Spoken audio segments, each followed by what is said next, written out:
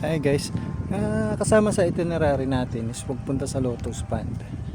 Pero ito, may nadaanan akong kung nagfi-fishing. Ang galing. Ayun, nagfi-fishing. Ayan, nagfi-fishing.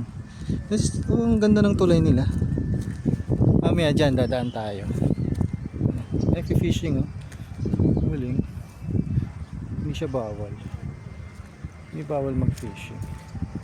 Tapos, ayan, tatawid tayo dyan.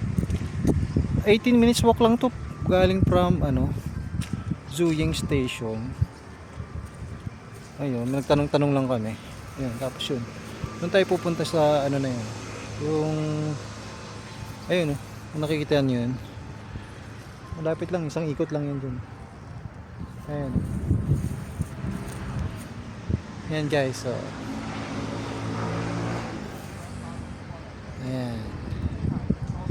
Ganda ng tuloy nila, oh. Ang kulit.